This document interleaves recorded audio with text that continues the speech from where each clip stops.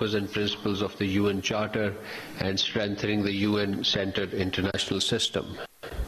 On 28th May, the Deputy Prime Minister, Foreign Minister, attended the meeting of the Group of Friends on Global Governance, held under the theme of reforming and improving global governance, working towards addressing the common challenges. On the sidelines, the Deputy Prime Minister held bilateral meeting with his counterparts as well as the senior UN officials.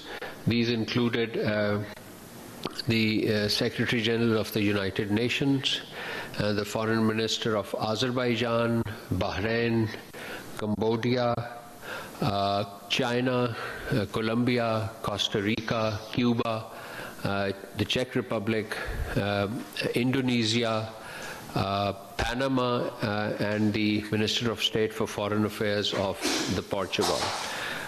We have been issuing regular press releases and media readouts of these meetings, which you covered in your reports. On 29th May, the Deputy Prime Minister, Foreign Minister Senator Mohammad Asaghdar met with the US Secretary of State and National Security Advisor Marco Rubio in Washington, D.C. The two leaders appreciated the positive trajectory of Pak-US bilateral relations over the past year. They discussed wide-ranging issues of mutual interest and agreed to upscale and strengthen economic and trade relations, cultural cooperation, as well as partnerships in counterterrorism and security domain. While exchanging views on the evolving regional and global situation, the Deputy Prime Minister and Foreign Minister expressed his deep admiration for President Trump's vision and commitment to peace, including his support for the US-Iran ceasefire and dispatch of a high-level delegation led by Vice President J.D. Vance to Islamabad for bilateral peace talks in April. The Secretary of State, Marco Rubio, acknowledged Pakistan's diplomatic and mediatory efforts. He also commended close engagement and continued coordination between Pakistan's leadership and the US administration. The DPM expressed confidence that Pakistan's continued sincere efforts for peace and stability in the region and beyond, with the support of friendly countries, will yield positive results. Ladies and gentlemen, Pakistan's advocacy for peace and diplomacy to settle the crisis and standoff in the Middle East and the Gulf region continued. After having important discussions in New York and Washington, and on the first working day upon his return to Islamabad, the Deputy Prime Minister, Foreign Minister, received a telephone call from the Egyptian Foreign Minister Badr Abdullateh, and on the same day he spoke with the Foreign Minister of Iran, Sayyid Abbas Araghchi.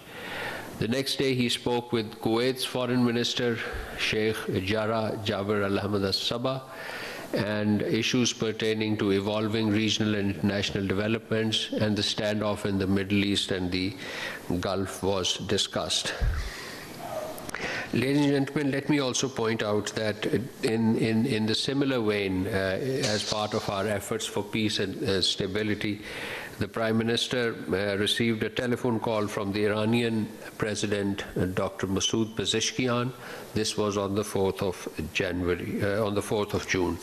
And earlier on the 27th May, the Prime Minister held a telephone call with the Crown Prince of Kuwait, Sheikh Khalid Al-Sabah. And earlier he had spoken with the Prime Minister of Malaysia, His Excellency Dr. Anwar Ibrahim. So this was part of our efforts for regional peace, security, overall regional development, and there was certainly some bilateral content into these telephone conversations that were held by the Prime Minister.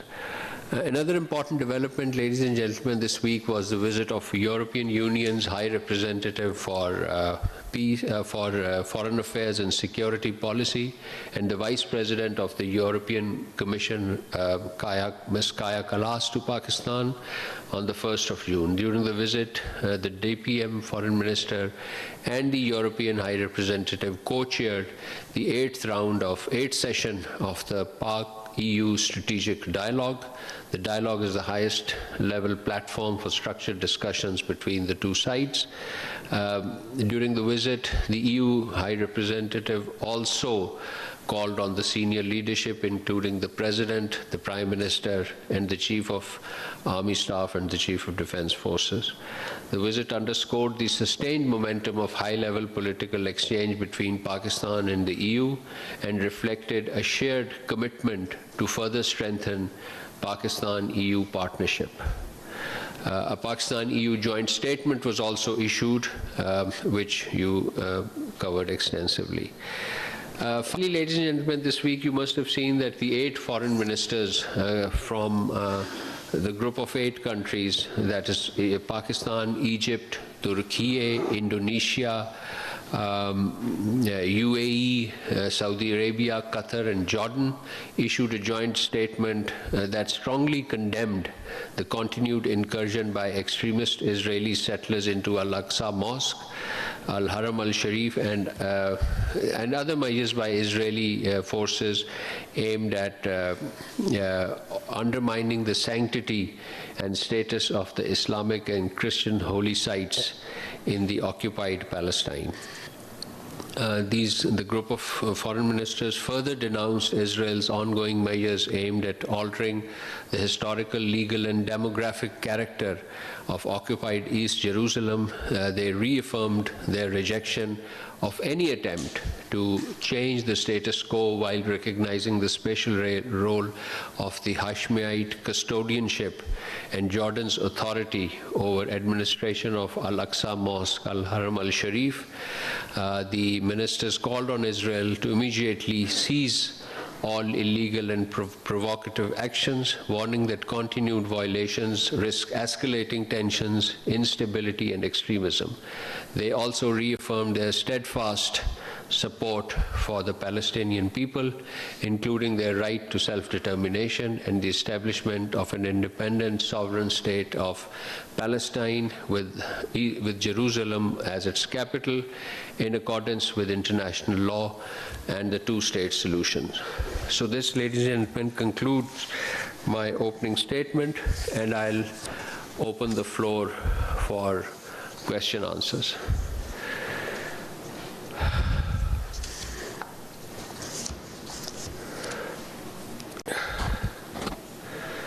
जी पराशा साहब. Thank you so much, Excellency. I have a couple of questions, but I will restrict to only one at the moment. You might have read India offering a bid for transfer of water from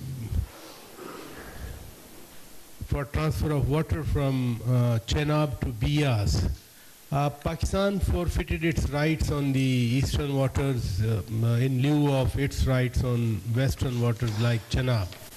But how do you view such a development where they intend to transform Pakistan into a barren-like situation if the waters are not there?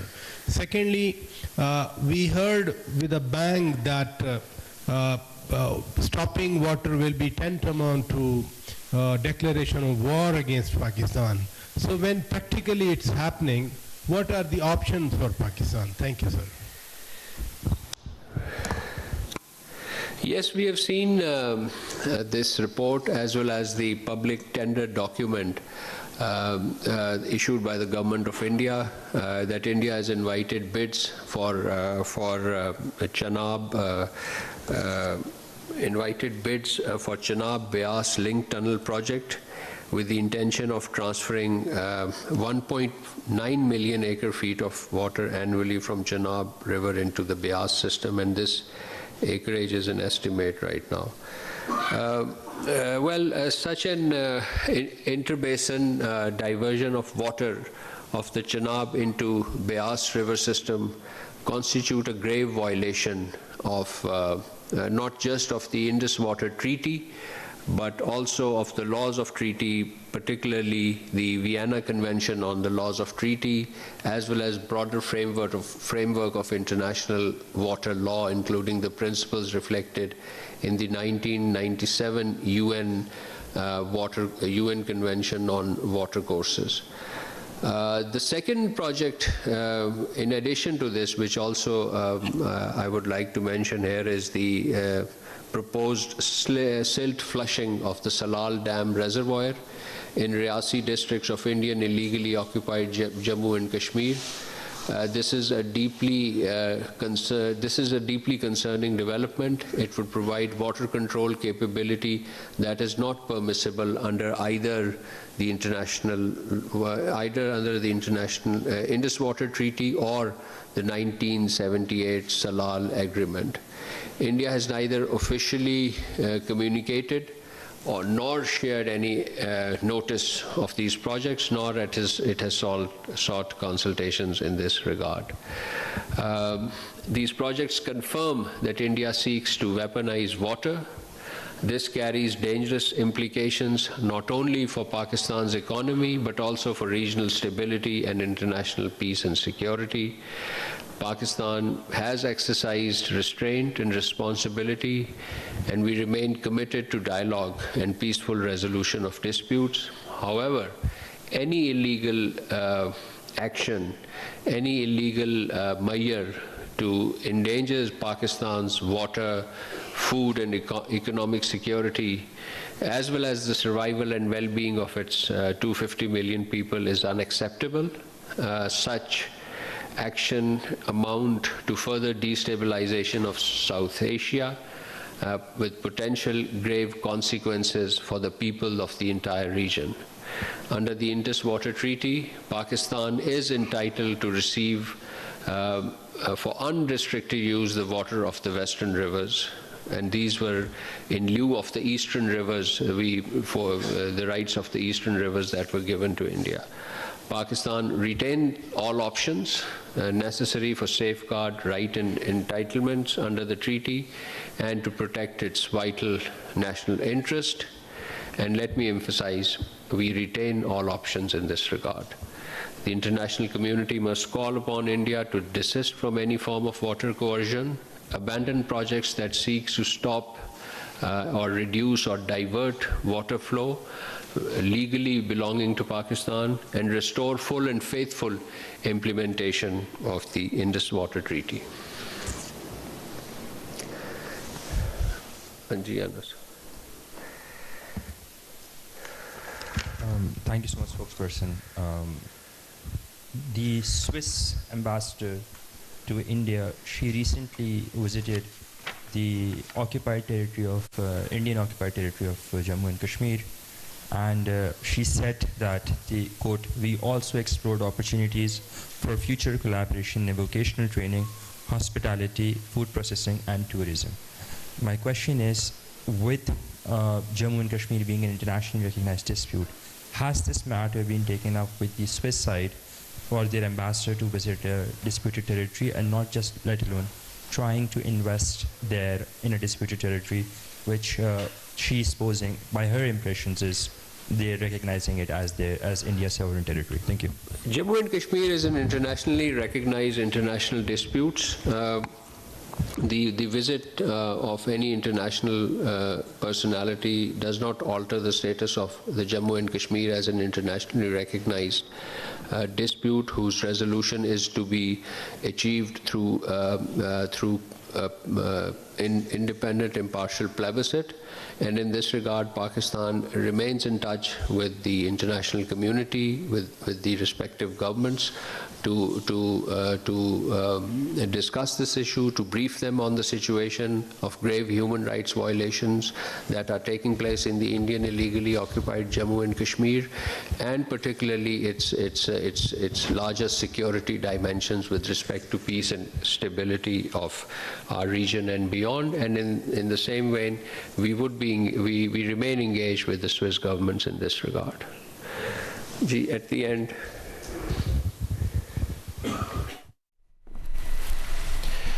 तर्जुमान दफ्तर खारजा Tahir Hussain Andrabi हफ्तावार news briefing दे रहे थे। यहाँ वक्त हुआ है break का, और वो भी बेहतर कीमत में, पूरे 50 रुपए की बचत के साथ। लाइफ बॉय शैम्पू, कुदरती मजबूती का न्यू लुक। अरे रे गर्मी का सताना, पसीने में नहाना, तो हाथ ना उठाना। ना हिम्मत दिखाना, ना बदबू फैलाना, तो हाथ ना उठाना, पसीना छुपाना, जर्म्स का जुर्माना, बस हाथ ना उठाना। समझ में पसीने के साथ हाथ उठाने का कॉन्फिडेंस भी बढ़ जाता है, इसीलिए डेटॉल कूल सोप ये बदबू फैलाने वाले जर्म्स को दूर भगाए और बॉडी को करे 5 डिग्री तक कूल। हाथ है उठाना, तो डेटॉल कूल से नहाना। हेलो हेयर हर्बल शैम्पू, आंवला, रीठा, सिकाकाई और ऑलिव ऑयल की खूबियां लिए। हेलो हेयर हर्बल शैम्पू, मेरे बालों का बेस्ट टी।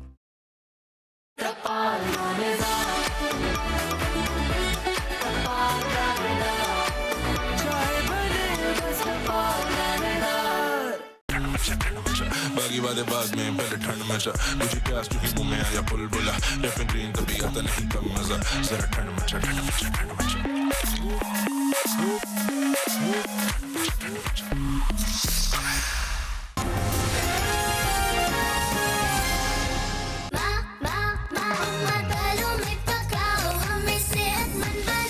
पेश है नया तलो एक्टिव एनर्जी से भरे खाने, इसीलिए सब बच्चे यही है चाहते।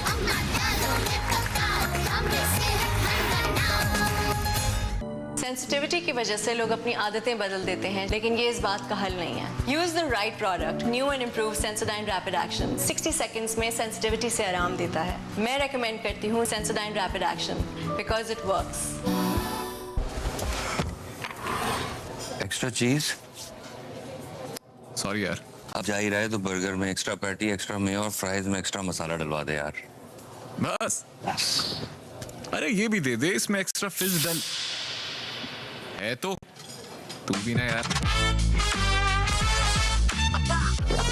7 Up, now with extra fizz. Dolan's Premaline No Frost Refrigerator range. With its Duo Frost technology, independent cooling system keeps food fresh for longer, prevents odor mixing, and ensures even cooling with consistent temperatures. Dolan's Premaline, designed for better. इस उम्र में बच्चों को active रहने के लिए bones का strong होना भी जरूरी है।